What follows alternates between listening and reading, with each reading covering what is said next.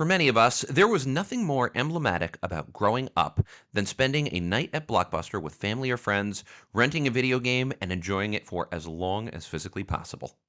At the end of the rental period, the game went back in that little blue, white, and yellow box where one of us, or a parent, would slip it back into the return box, hopefully with enough time to avoid late fees. While this experience may be a core memory of many of our youths, not everyone was happy about it. Chief among those pissed was Nintendo. They were so angry about the video game rental market that they lobbied Congress for changes. When that failed, they sued Blockbuster over instruction manuals. Yeah. Here's the strange but true story of Nintendo's lawsuit against Blockbuster, and how the ensuing battle ultimately helped assist a robust video game market. Blockbuster and Nintendo both rose to prominence around the same time. Late 1985 saw the American release of the Nintendo Entertainment System, which quickly became one of the best-selling home console units of the period. It moved more than 20 million units by the close of 1989. Nintendo's revenue during that year was $2.7 billion, which is more than $5.8 billion in 2024 money. Blockbuster, too, opened in 1985, with the first store opening in Dallas, Texas. By 1989, the company truly hit its stride, with some estimates noting that one new Blockbuster franchise was opening per day. The company made its money with a family-friendly model and expanded rapidly, buying its rivals and absorbing them into the Blockbuster brand. Of course, Blockbuster wasn't alone when it came to the video rental market, and while they certainly had dominance, they also had rivals. Its closest rival, West Coast Video, didn't even gross a third of Blockbuster's overall bottom line, but Blockbuster continued to iterate, innovate, and expand. As part of those efforts, they began to move away from only renting movies and into alternative markets. That meant video games. So, Blockbuster didn't invent the video game rental market. Video games had been available for rent as early as 1982, when copies of Atari games were rented out by smaller rental chains. This initial rental period altered the video game industry, as some developers, fearful of creating games that could be beaten in a rental period, made their games harder, thus, hopefully, incentivizing gamers to buy the games and not just rent them. At some point between 1987 and 1988, Blockbuster began to rent out video games. The rental of games was a hit. Among some stores, video game rentals could be as much as 40% of their revenue, while it was typically more between 10 and 15%. By 1990, Blockbuster had revenues of $1.5 billion, with estimates holding that $150 million of that came from video games. The company would dispute that figure, saying that the amount was more like 3% of their total profits. The temptation to rent a game rather than own one made a lot of sense. After all, why spend $50 on a game when you could rent it for a few days and see if you liked it? That was the argument that companies like Blockbuster took. They were giving customers the chance to see if they liked the game, and if a customer did enjoy them, they could always buy it.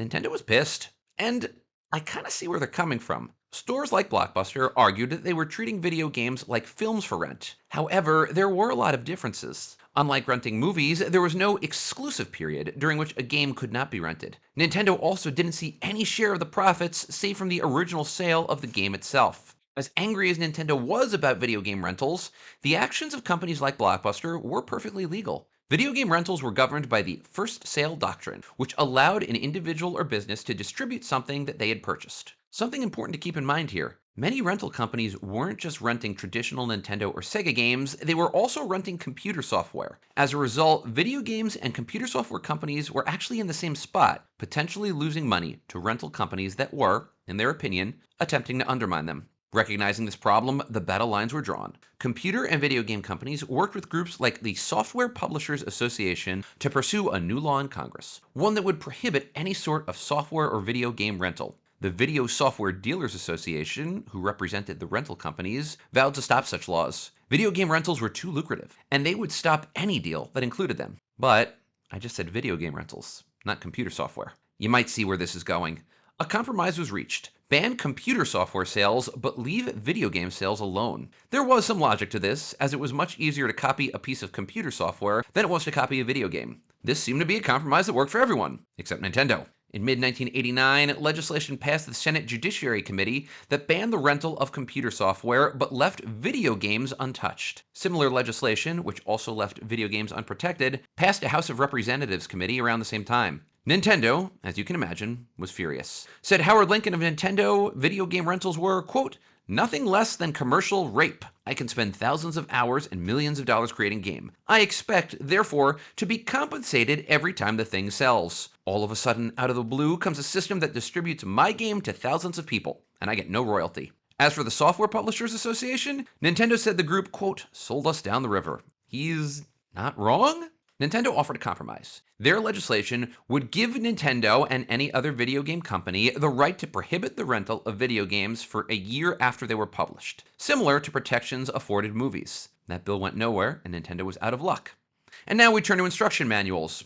Yep, you heard me right. We're moving from the halls of Congress to the words that tell you how to use a digital sword. So follow this for a second. Video game rentals came with the game itself and often an instruction manual. Of course, the usefulness of instruction manuals varied. For some games, they were totally unnecessary and extraneous, but for others, the game was unplayable if you didn't know what you were doing. This was also before the internet, so it's not like anyone could just look up what they were supposed to be doing.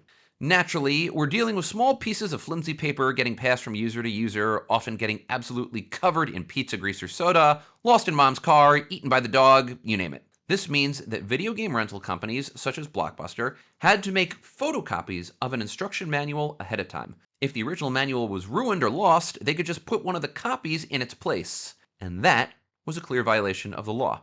Renting a game you had legally purchased?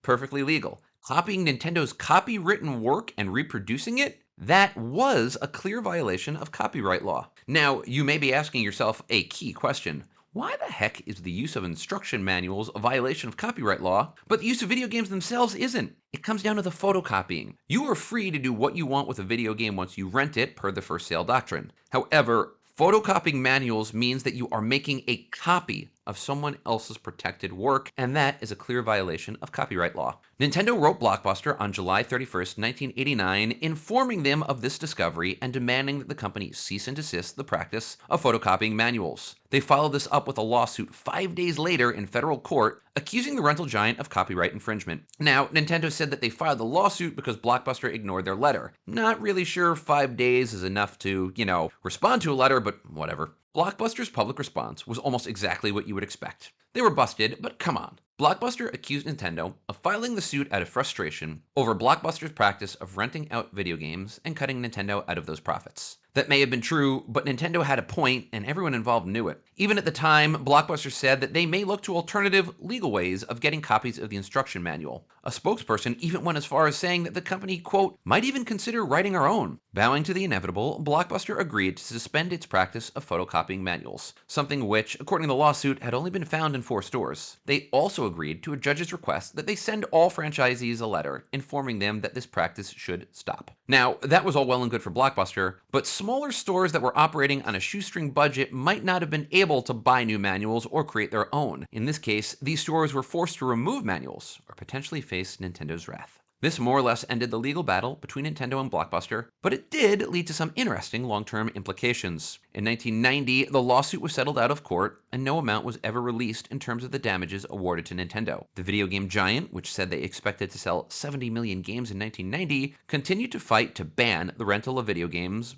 but with no luck. In November 1990, legislation passed Congress which banned the rental of computer software games, leaving Nintendo's rental status untouched. Nintendo had lost the battle and continued to complain about the results, noting that they were never able to see any profit from video game rental companies, who were able to reap millions without compensation to companies like Nintendo. Now, fear not, because as times change, so do business relationships. Realizing that they could profit from each other, Nintendo and Blockbuster repaired their relationship and worked together. Nintendo would go as far as releasing a series of exclusive games through Blockbuster, including games like Clay Fighter, Eek the Cat, and Final Fight Guy. Probably not the greatest of the crop, but whatever. In the late 1990s, Nintendo even ran a video game tournament exclusively through Blockbuster. Not to be outdone, Sega made the same business decision. In fact, Sega ran a relatively advanced piece of technology through Blockbuster, the Game Factory. This blank cartridge allowed for fans of Sega games to download the games directly to the cartridge via a dial-up modem connection.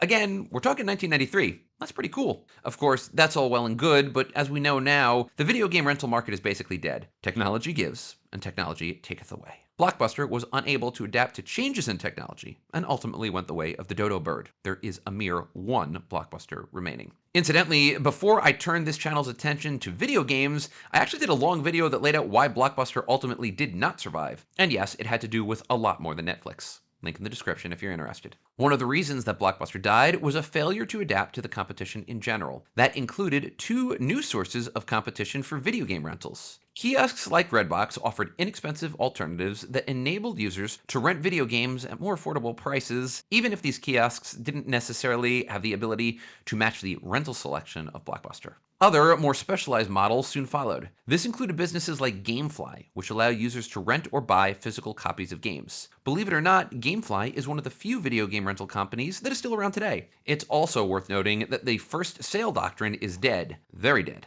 at least as far as video games are concerned. Companies ultimately found a new way around these rental restrictions via the use of everyone's favorite agreement, the End User License Agreement, which you click on whenever you install or start to play a game, and probably never read. See, these agreements make it clear. Among other things, you're actually agreeing to purchase one license to use the game, and you also agree not to transfer the license. As such, renting video games is no longer possible, at least not in its older form. Look, we all know that Nintendo is sometimes the bad guy. When they first started out and became big, they were accused of a slew of monopolistic practices. They pressured developers because they could, and applied extremely stringent standards to retailers, including what they could and could not sell. But on this one, honestly, they had a point. They were being cut out of rental profits, while computer games, which operated in a very similar manner, got more protections. I see where they're coming from on this one. Fortunately for the company, although unfortunately for the consumer, the market changed. Nintendo has always been able to change with it, and that's why they're still here.